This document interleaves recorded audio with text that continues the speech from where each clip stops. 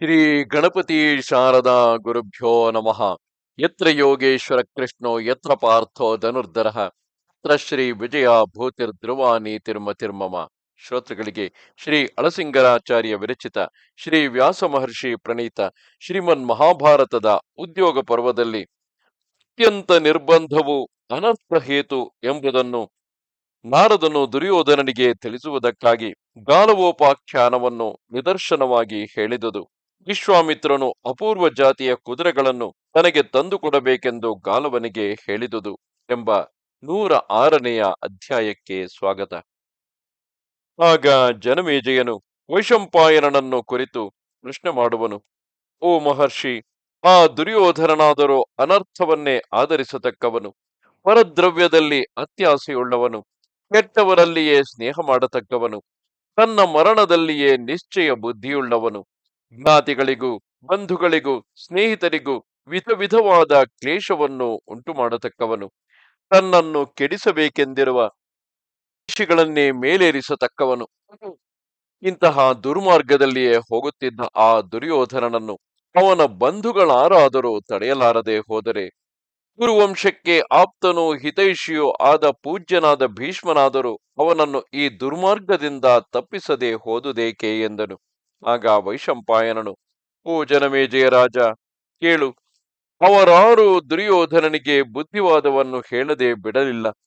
ಭಗವಂತನಾದ ಕೃಷ್ಣನು ತನ್ನಿಂದಾದ ಮಟ್ಟಿಗೆ ಅವನಿಗೆ ಬುದ್ಧಿವಾದವನ್ನು ಹೇಳಿದ ಮೇಲೆ ಭೀಷ್ಮನು ಹೇಳಿದನು. ಕೌರವ ಸಭೆಗೆ ಆಗಂತುಕನಾಗಿ ಬಂದಿದ್ದ ನಾರದ ಮಹರ್ಷಿಯು ಎಷ್ಟೋ ನೀತಿಗಳನ್ನು ಬೋಧಿಸಿದನು. ನಾರದನು ದುರ್ಯೋಧನನನ್ನು ಕುರಿತು, ಓ ಕೌರವರಾಜ, ಲೋಕದಲ್ಲಿ ಮಿತ್ರರು ಹೇಳಿದ ಹಿತವಾದಗಳನ್ನು ಕೇಳತಕ್ಕವರೇ ಬಹಳ ಅಪೂರ್ವವು. ನಿಜವಾದ ಕ್ಷೇಮ ಚಿಂತೆಯಿಂದ ಅಂತಹ ಹಿತವನ್ನು ಹೇಳತಕ್ಕ ಸ್ನೇಹಿತರು ಅಪೂರ್ವವೇ. ಏಕೆಂದರೆ ಹೇಳುವವನಿದ್ದ ಕಡೆಯಲ್ಲಿ ಕೇಳುವವನು ಇರುವುದಿಲ್ಲ, ಕೇಳುವವನಿದ್ದರೆ ಹೇಳತಕ್ಕವನಿರುವುದಿಲ್ಲ. ಆದುದರಿಂದ ಅಂಥವರಿಬ್ಬರು ಸೇರುವುದೇ ಅಪೂರ್ವವು. ಒಬ್ಬನಿಗೆ ಎಷ್ಟೋ ಮಂದಿ ಆಪ್ತರಿರಬಹುದು, ಆದರೆ ಅವರು ನಿಜವಾಗಿ ಹಿತವನ್ನೇ ಹೇಳತಕ್ಕ ಸ್ನೇಹಿತರಾಗಿರಲಾರರು. ಓ ಕುರುನಂದನ, ಸ್ನೇಹಿತರು ಹಿತವಾದಗಳನ್ನು ಹೇಳಬೇಕಾದುದು ಸಹಜವೇ, ಅವುಗಳನ್ನು ಕೇಳಬೇಕಾದುದು ಸಹಜವೇ, ಕೇಳಬೇಕಾದುದು ಅವಶ್ಯವೇ. ಆದರೆ ಯಾವ ವಿಷಯಕ್ಕೂ ಯಾರನ್ನು ಬಹಳವಾಗಿ ನಿರ್ಬಂಧ ಮಾಡಬಾರದು. ನಿರ್ಬಂಧದಿಂದ ಬಹಳ ಕೆಡುಕುಗಳುಂಟು. ಈ ವಿಷಯದಲ್ಲಿ ಒಂದು ಪೂರ್ವ ಕಥೆಯನ್ನು ಉದಾಹರಿಸುವರು. ಗಾಲವನು ತನ್ನ ಗುರುವಿನ ಮುಂದೆ ಬಹಳವಾಗಿ ಪಟ್ಟು ಹಿಡಿದು ಮಾಡಿದ ನಿರ್ಬಂಧದಿಂದ ಪರಾಭವವನ್ನು ಹೊಂದಿದ ಒಂದು ಇತಿಹಾಸವುಂಟು. ಪೂರ್ವದಲ್ಲಿ ಒಮ್ಮೆ ವಿಶ್ವಾಮಿತ್ರನು ದೊಡ್ಡ ತಪಸ್ಸಿನಲ್ಲಿದ್ದನು. ಅವನನ್ನು ಪರೀಕ್ಷಿಸಬೇಕು ಎಂಬುದಕ್ಕಾಗಿ ಧರ್ಮ ದೇವತೆಯು ಸಪ್ತರ್ಷಿಗಳಲ್ಲಿ ಒಬ್ಬನಾಗಿದ್ದ ವಸಿಷ್ಠನ ವೇಷದಿಂದ ವಿಶ್ವಾಮಿತ್ರನ ಆಶ್ರಮಕ್ಕೆ ಬಂದು ಅಲ್ಲಿಗೆ ತಾನು ಬಹಳವಾಗಿ ಹಸಿದು ಬಂದಿರುವಂತೆ ನಟಿಸಿ ತಾನು ಭೋಜನಾರ್ಥಿ ಎಂದು ತೋರಿಸಿಕೊಂಡನು. ಇದನ್ನು ತಿಳಿದೊಡನೆ ವಿಶ್ವಾಮಿತ್ರನು ಅತ್ಯಾತುರದಿಂದ ಆ ಅತಿಥಿಗಾಗಿ ಉತ್ತಮವಾದ ಚರುವನ್ನು ಅಂದರೆ ಪಾಯಸಾನ್ನವನ್ನು ಬಹಳ ಶ್ರದ್ಧೆಯಿಂದ ಪಕ್ವ ಮಾಡತೊಡಗಿದನು.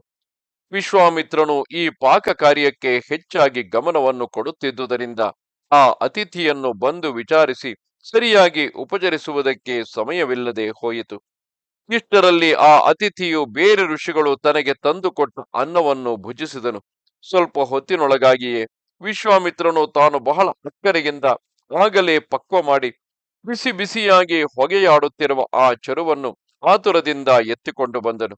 ಅದನ್ನು ನೋಡಿ ಆ ಅತಿಥಿಯು, ನನಗೆ ಭೋಜನವಾಯಿತು, ನಿನ್ನದು ಹಾಗೆಯೇ ಇರಲಿ, ಆಮೇಲೆ ತೆಗೆದುಕೊಳ್ಳುವೆನು ಎಂದು ಹೇಳಿ ಹೊರಟು ಹೋದನು. ವಿಶ್ವಾಮಿತ್ರನು ತಾನು ತಂದ ಚರುವನ್ನು ತಲೆಯ ಮೇಲಿಟ್ಟುಕೊಂಡು 2 ಕೈಗಳಿಂದಲೂ ಆ ಪಾತ್ರವನ್ನು ಅಳ್ಳಾಡದ ಹಾಗೆ ಹಿಡಿದು ಆ ಅತಿಥಿಯ ಗಮನವನ್ನು ನಿರೀಕ್ಷಿಸುತ್ತಾ ಹಾಗೆಯೇ ನಿಂತಿದ್ದನು. ಆ ಸ್ಥಳವನ್ನು ಬಿಟ್ಟು ಕದಲದೆ, ಅನ್ನ ಪಾನಗಳೊಂದು ಇಲ್ಲದೆ ಬರೀ ಗಾಳಿಯನ್ನು ಕುಡಿಯುತ್ತಾ ಕಂಬದಂತೆ ನಿಶ್ಚೇಷ್ಟನಾಗಿ ಅಲ್ಲಿಯೇ ನಿಂತಿದ್ದನು. ಇಷ್ಟರಲ್ಲಿ ಗಾಲವನೆಂಬ ಋಷಿಯೊಬ್ಬನು ಆ ಆಶ್ರಮಕ್ಕೆ ಬಂದು ಆ ವಿಶ್ವಾಮಿತ್ರನಿದ್ದ ಸ್ಥಿತಿಯನ್ನು ಕಂಡನು. ಅವನಿಗೆ ಆ ವಿಶ್ವಾಮಿತ್ರನಲ್ಲಿ ಗೌರವವು ಕನಿಕರವೂ ಹುಟ್ಟಿತು. ಮನಃಪೂರ್ವಕವಾದ ಪ್ರೀತಿಯಿಂದ ಅವನಿಗೆ ಉಪಚಾರ ಮಾಡುವುದಕ್ಕೆ ಆರಂಭಿಸಿದನು. ಹೀಗೆಯೇ ನೂರು ವರ್ಷಗಳ ಕಾಲವು ಕಳೆದ ಮೇಲೆ ಧರ್ಮನು ಅದೇ ವಸಿಷ್ಠ ವೇಷದಿಂದ ತಿರುಗಿ ವಿಶ್ವಾಮಿತ್ರನಿದ್ದ ಸ್ಥಳಕ್ಕೆ ಭೋಜನಾರ್ಥಿಯಾಗಿ ಆತುರದಿಂದ ಬಂದನು. ಅಲ್ಲಿ ವಿಶ್ವಾಮಿತ್ರನು ತಾನು ಮೊದಲು ನೋಡಿ ಹೋದ ರೀತಿಯಲ್ಲಿಯೇ ತಲೆಯ ಮೇಲೆ ಚೆರುವನ್ನು ಹೊತ್ತುಕೊಂಡು ಅಲ್ಲಾಡದೆ ಅಷ್ಟು ದೀರ್ಘ ಕಾಲದಿಂದಲೂ ಬರೀ ವಾತಾಹಾರಿಯಾಗಿ, ಅಂದರೆ ಬರೀ ಕೇವಲ ಉಸಿರಾಡುತ್ತಾ ಮಾತ್ರ ಕಂಬದಂತೆ ನಿಂತು ತನಗಾಗಿ ನಿರೀಕ್ಷಿಸುತ್ತಿರುವುದನ್ನು ನೋಡಿ ಅವನಿಗೆ ಬಹಳ ಆಶ್ಚರ್ಯವಾಯಿತು. ಆಗ ಅವನ ಸಾಹಸಕ್ಕೂ ಶ್ರದ್ಧೆಗೂ ಮೆಚ್ಚಿ ಇನ್ನೂ ಹೊಗೆಯಾಡುತ್ತಿದ್ದ ಆ ಚೆರುವನ್ನು ತೆಗೆದುಕೊಂಡು ಆದರದಿಂದ ಭುಜಿಸಿದನು. ಆಮೇಲೆ ವೇಷಧಾರಿಯಾಗಿದ್ದ ಆ ಧರ್ಮ ಪುರುಷನು ವಿಶ್ವಾಮಿತ್ರನನ್ನು ಕುರಿತು, ನಾನು ಬಹಳ ತೃಪ್ತನಾದೆನು ಎಂದು ಹೇಳಿ ಹೊರಟು ಹೋದನು. ಕ್ಷತ್ರಿಯತ್ವವನ್ನು ಬಿಟ್ಟು ಬ್ರಾಹ್ಮಣತ್ವವನ್ನು ಹೊಂದಿದ ಆ ವಿಶ್ವಾಮಿತ್ರನು ಆ ಧರ್ಮ ಪುರುಷನ ಮಾತಿಗೆ ಬಹಳ ಸಂತುಷ್ಟನಾದನು. ಅಲ್ಲದೆ ಇತ್ತಲಾಗಿ ಆ 100 ವರ್ಷಗಳ ಕಾಲದವರೆಗೆ ತನಗೆ ಉಪಚಾರ ಮಾಡುತ್ತಿದ್ದ ಗಾಲವ ಮುನಿಯು ತನಗೆ ಮಾಡಿದ ಶುಶ್ರೂಷೆಗೂ ಅವನು ತನ್ನಲ್ಲಿ ತೋರಿಸುತ್ತಿದ್ದ ಭಕ್ತಿಗೂ ಮೆಚ್ಚಿ ಅವನನ್ನು ಕುರಿತು, ಓ ಗಾಲವ, ನಿನ್ನ ಭಕ್ತಿಗೆ ಮೆಚ್ಚಿದೆನು, ಇನ್ನು ನೀನು ಹೋಗಿ ಬರಬಹುದು ಎಂದನು. ಆಗ ಗಾಲವನು ವಿಶ್ವಾಮಿತ್ರನ ಪ್ರಿಯ ವಾಕ್ಯಗಳಿಗೆ ಸಂತೋಷಿಸಿ ಅವನನ್ನು ಕುರಿತು, ಓ ಮುನೀಂದ್ರ, ನಾನು ನಿಮ್ಮಲ್ಲಿ ಗುರು ಭಾವದಿಂದ ಇದುವರೆಗೆ ಶುಶ್ರೂಷೆ ಮಾಡಿದೆನು. ಶಿಷ್ಯ ವೃತ್ತಿಯಲ್ಲಿದ್ದ ನಾನು ನಿಮಗೆ ಗುರುದಕ್ಷಿಣೆಯನ್ನು ಕೊಟ್ಟಲ್ಲದೆ ನನ್ನ ಶಿಷ್ಯ ಧರ್ಮವು ಸಫಲವಾಗದು.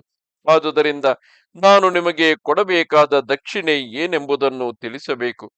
ಶಿಷ್ಯನು ಗುರುದಕ್ಷಿಣೆಯನ್ನು ಸಲ್ಲಿಸಿದಾಗಲೇ ಅವನಿಗೆ ಉತ್ತಮವಾದ ಫಲವು ಸಿದ್ಧಿಸುವುದು. ಗುರುದಕ್ಷಿಣೆಯನ್ನು ಕೊಟ್ಟವನೇ ಸ್ವರ್ಗದಲ್ಲಿ ಯಜ್ಞ ಫಲವನ್ನು ಹೊಂದುವನು. ಗುರುದಕ್ಷಿಣೆಯನ್ನು ಕೊಡುವುದೇ ಶಿಷ್ಯನಿಗೆ ಸರ್ವಾರಿಷ್ಟ ನಿವಾರಕವಾದ ಒಂದು ಶಾಂತಿ ಕರ್ಮವೆನಿಸಿದೆ. ಆದುದರಿಂದ ಈಗ ನಿಮಗೆ ನಾನು ತಂದುಕೊಡಬೇಕಾದುದು ಏನೋ ಅದನ್ನು ಆಜ್ಞಾಪಿಸಬೇಕು ಎಂದನು. ಆಗ ವಿಶ್ವಾಮಿತ್ರನು ತನಗೆ ಬಹುಕಾಲದಿಂದ ಶುಶ್ರೂಷೆ ಮಾಡಿ ಬಳಲಿರುವ ಆ ಗಾಲವನಿಗೆ ಮುಂದೆ ಶ್ರಮ ಕೊಡಲು ಇಷ್ಟಪಡದೆ ಅವನನ್ನು ಕುರಿತು, ನೀನು ಹೊರಡು, ನನಗೆ ನಿನ್ನಿಂದ ದಕ್ಷಿಣೆ ಏನು ಬೇಕಾದುದಿಲ್ಲ. ನಿನ್ನ ಶುಶ್ರೂಷೆಯಿಂದಲೇ ನಾನು ಸಂತುಷ್ಟನಾದೆನು, ಹೋಗಿ ಬಾ ಎಂದು ನಿವಾರಿಸಿದನು.